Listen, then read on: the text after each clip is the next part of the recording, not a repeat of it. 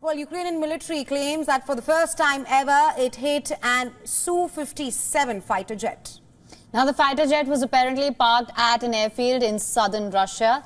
The flagship SU-57 entered into service with Russia's Aerospace forces in December 2020. It was designed to replace aging Soviet-designed fighter aircraft such as the Su-27 and MiG-29.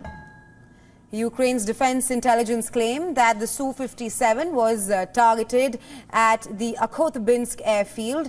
As per the agency's claim, the airfield lies 589 kilometers away from the active front lines between Ukrainian and Russian forces.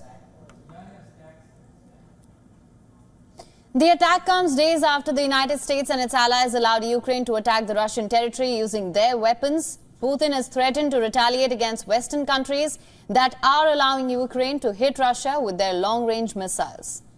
And this as U.S. President Joe Biden wrapped up a 5-day trip to France, overseeing the commemoration of the 80th anniversary of D-Day landings in Normandy, along with a state visit to Paris. The U.S. president confirmed that him and his French counterpart had reached an agreement over the use of profits from frozen Russian assets to aid Ukraine in its war effort. The plan is to use these frozen profits to issue a large upfront loan to Kyiv and secure its financing for 2025. Around 260 billion euros or close to $280 billion of the Russian central bank funds are frozen worldwide, with most of it in the European Union. The funds generate 2.5 billion to 3.5 billion euros a year in profit, which the EU says is not owed to Russia. The idea, spearheaded by the United States, is to use the steady revenue stream from the profits these assets continue to generate to service a $50 billion loan. Russia has slammed the idea, warning that any diversion of its profits would tantamount to theft. And standing next to President Emmanuel Macron, Biden also sent a warning to the rest of Europe, stating that the entire continent remains under threat as Putin will not stop at Ukraine.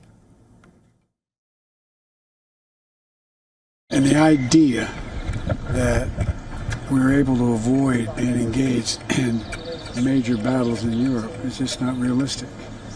That's why it's so important that we continue to have the alliances we have, continue to beef up those alliances, continue to keep NATO strong, continue to do what we've been able to do since the end of World War II.